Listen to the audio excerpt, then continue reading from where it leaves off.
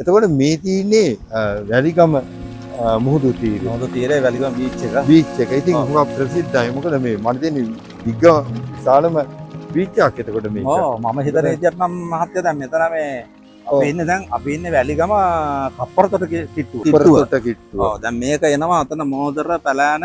ඔව් ඊට පස්සේ මේ ওই වැලිගමට එනකම්ම බීච් එක. මෝදරින් පටන් ගත්තා මදිකරම් බීච් එකක් තියෙන කිලෝමීටර මම හිතන්නේ 5ක විතර. ඔව් තනියම රවුම් බීච් එකක්. බීච් එකක්. ඒ වගේම තමයි අර පැත්තේ තියෙනවා අර කප්පරතොට මේ දීවර මේ වරාය. ඔව් මේ පැත්තේ මිරිස්ස දීවර වරාය තියෙනවා. මේ දෙකම බොක්කකින් වැහිලා තියෙනවා. වැහිලා තියෙනවා. දැන් හරියට නිකන් දැන් අපි රට වටේටනේ මුහුද තියෙන්නේ. ඔව්. දැන් අපිට මෙතෙන්දී පේන්නේ නිකන් අපි මේ මුහුද මැදි කරගෙන අපි ඉන්නා වගේ දැන් ඈත පේන්නේ. ඔව් අපිට පේන්නේ හරි ලස්සනට ඈත පේනවා. ඈත පේනවා මහා ගැඹුරු රළු ගලත් එක්ක මේ එහෙම මුහුදක් නෙමෙයි මේක. මේ ඈතට මේ යන්න පුළුවන් නේ. යන්නත් පුළුවන්. ඒකට සර්ෆින් පුරුදු වෙන්න මේ එන උඩක් අය මෙහෙසනේ. මේ මෙතෙන්ට ගොඩාක් එන්නේ සර්ෆින් පුහුණු වෙන අය තමයි. දැන් මේ මෙතන අඩුයි. අර පිටිපස්සේ පැලෑන වැලිගම ඒ අර හරියට යනකොට තනි කරම ඉන්නේ බීච් එකේ සර්ෆින් පුහුණු වෙන කට්ටිය. පුහුණු වෙන කට්ටිය. දැන් ඉතින් මේ අපි ඇත්තෙම මේ වැලිගමට ආවේ නැති කෙනෙක් නැතුව ඇති සමහරට උණතරන් ඇවිල්ලත් ඇති සමහරට නෑ ඇවිල්ලත් ඇති. මේ වැලිගම කියනවා ඇත්තෙත් මේ හරිම ලස්සන සිවුම් වැල්ලක් තමයි මේ බීච් එකේ දිගටම තියෙන්නේ. එල්ල තීරේ. අපිට මේ ස්වභාවික සිප්පි කට්ටු මේවා ඔක්කොම අපි දකින්න පුළුවන්. ඉතින් හරිම ලස්සන සුන්දර පරිසරයක්. ඉතින් මේ මම හිතන්නේ මේ අපේ රටට විශාල වශයෙන් මේ සංචාරක ආදායම ලබා ගන්න පුළුවන් හොඳ සම්පතක්. ඔව්. එතකොට මේ ඇත්තම මම හිතන්නේ මේකේ මුකුත් කරන්න දෙයක් නැහැ. අපිට පුළුවන් නම් මේ වෙරළ තීරේ ලස්සනට තියාගන්න ඒකම ඇති මම හිතන්නේ. ඔව් මේකට කරන්න තියෙන්නේ ලොකු වියදමක් කරන්න දෙයක් නැහැ. ස්වභාවධර්මයෙන් දීලා තියෙන සේරම අපිට කරන්න තියෙන්නේ ලස්සනට විදුලි ආලෝකයක් දාලා මේ රාත්‍රී 7 බීච් එක යන්න පුළුවන් විදිහට. ඔව්. පිරිසුදුව තමයි එකටම. ඔව් මම හිතන්නේ බලධාරීන් ඒක ඉදිරියේදී කරයි කියලා අපිට හිතෙනවා. ලොකු බලාපොරොත්තුවක් තියුවා. ඉතින් මම හිතන්නේ වටේ නිලධාරීන් ඉන්නේ මේ අහන්න ඕන. ඔව්. දැන් ඔබතුමා මේ එම්.සී. මහත්තයා දැන් එතකොට ඔබ දීර්ඝ කාලයක් මොකද ඒක වරාය අධිකාරී හිටියයි කියලා. මම හිතන්නේ දැන් මේ පිළිබඳව ගොඩක් කාලෙකින් ඉඳලා ඒ මම දැන් මේ වගේ දියුමක් තිබුණේ නැහැ. ඇත්තටම මම මේ වැලිගමට ඇවිල්ලා රාජ්‍යාරක ව්‍යාපාරේ පටන් ගන්න ඉස්සර වෙලා වගේ මම ගිහලා හදුවත් රෙස්ටුරන්ට් එකක්. ඔව්. ඒක නම තමයි සෑබ් ප්ලේස් කියන්නේ. ඔව් සෑබ් ප්ලේස් කියන්නේ අපේ අයිති එක්කනාගේ අපේ අක්කේ දුවගේ පුතාගේ නම. ඔව්. කමෙන් දාලා තියෙන සෑබ් ප්ලේස්. ඔව්. ඒකට සුද්ධ හරිය ගොඩාක් එනවා කැමරට රසයි කියනවා. ඔව්. ඒ කැමරට හප්පියක් කරනවා ගොඩාක් කැමති ඒගොල්ලන් ලයිසන් කරි කරනවා. ඔව් ඔව්. මමත් ඉන්නේ එතන තමයි. දැන් ඉතින් ඉන්න ගාව කිව්ව වෙලාවට හදලා පොටක් ඉන්නේ. ඉස්කෝලේ අපිට හරි ආසයි මේක ඇවිදින්න කියන්නේ. ඉතින් මම දන්නේ විවිධත් වඩා හවසට උදේට මේ පරිසරය විවිධත් හරි ලස්සනයි නේ. ලස්සනයි. දැන් වෙලාව දැන් නාම ආරම්භ කරනවා.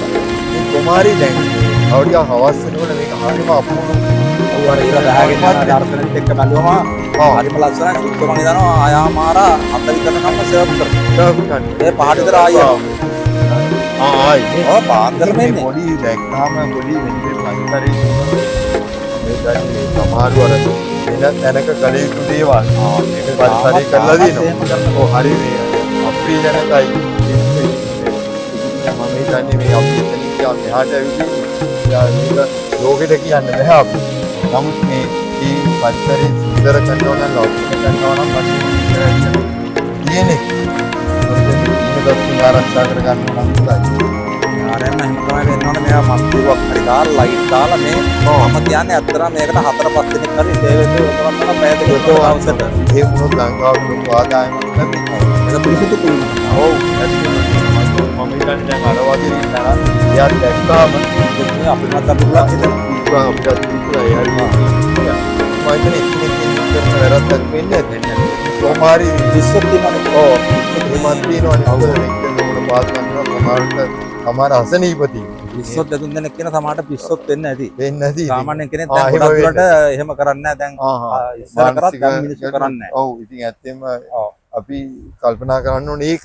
කරලා එහෙම කරලා ආවුණත් මේ ওই දැන් මේ වල්ලේ ඔය මේ බෝඩ් තියන් ඉන්න කට්ටියන් ඒවා බේරෙන්න හම්බෙන්නේ නැහැ. ගොඩක් කටේ ඒරියා එක මිනිස්සු හොඳයි කවුරු හරි 100 නැතුව කන්න වැඩක් වෙන්න ඕන කොහොමද නැත්නම් ඉතින් සාමාන්‍යයෙන් එහෙම දෙයක් වෙන්න බෑනේ ඉතින්. දැන් මහත්තයා මේක තමයි මේ ඔය ලස්සන මේකක් තියෙන්නේ. ඕකට කියන්නේ මේ ඕක තමයි ගන්දුව. ගන්දු බංගලාවක් තියෙන බංගලාව තට්ටු දෙකයි දස් වලින් වැහිලා.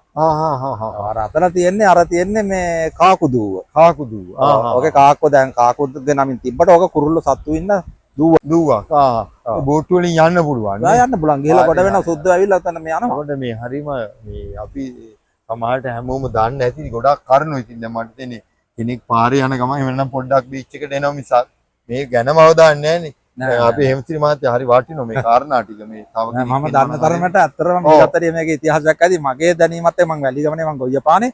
මට තියෙන එක්ස්පීරියන්ස් එකත් එක්ක තමයි මම කිව්වේ ඇත්තටම අපිට රෙස්ටෝරන්ට් එක හදන කාලේ දියුණුවක් නෑ මේ වගේ.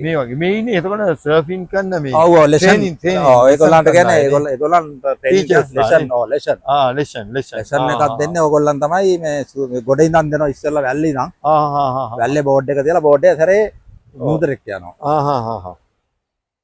මේ එකගෙන ගිහිල්ලා ඊපස්සේ ට්‍රේනින් එකක් දීලා පැයට දෙනවා. දෙනවා. පැයකට ඒගොල්ලන්ගේ ගාණක් තියෙනවා.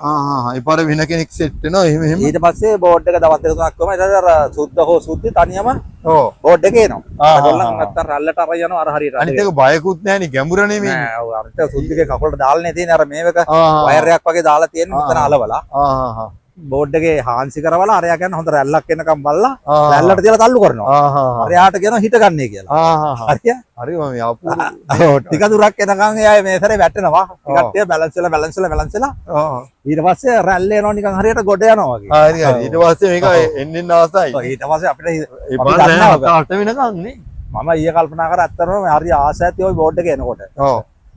පැදෙලා නෑ. මට හරි ආසාවක් හිතුණා ඊයේ නිකන් මතක් වුණා. දැන් හොඳයි. මෝටරයෙන් යන වාහනයක් නෙවිනේ. නෑ අර යන්නේ එන රැල්ලට විරුද්ධව ගමන් කිරීමෙන් තමයි යන්නේ නේ. මම රැල්ල පැත්තටම එන්නේ. රැල්ල උඩින් එන්නේ රැල්ලත් එක්ක උඩට. රැල්ලත් එක්ක උඩට එන්නේ නේ. මම අහලා තියෙනවා මේක හොඳ එක්සර්සයිස් එකලු. ඔව් ඇත්තටම. ඒ කියන්නේ මාර බැලන්ස් හරි ලස්සනයි සර්ව් කරන සුද්දොන්ගේ මේ අංගපත දිහා බලන්න බඩක්වත් නැහැ. ඇයි හැම විදියකටම හැම පැත්තටම නැවෙනවා. හරෙනවා වැටෙනවා. ඔව්. මම දැන් අත්තර හරේ ඉඳලා පයින් ආවෙත් අත්තරම මට හිතුණා අනේ අත්තමයි උදේට පැයක් යන්නේ නැහැ මේ ටික ඇවිද ගන්න නැත්නම් හොඳයි කියලා. ඔව්. ඒකට කොච්චර හොඳ මහත්තයා. එහෙනම් ඉතින් අපි යෝජනා කරමු කාට හැමෝටම මේ රැලිගම මුහුදු තීරය ආරක්ෂා කරගන්න ගමන්ම මේ මුහුදු තීරේ මේ අපිට ලබන්න පුළුවන් මේ සාතුට විනෝදේ ඉතින් අපේ මේ රටනේ දැයි කියන එක හැංගීම මේ ඔක්කොම එක්ක අපිට මේ සුවදායක මානසික පරිසරයක ජීවත් වෙන්න මේ අපේ වැලිගම මුහුදු තීරේ පොඩ්ඩක් අතර වෙලා බලන්න. ඔබටත් පුළුවන්.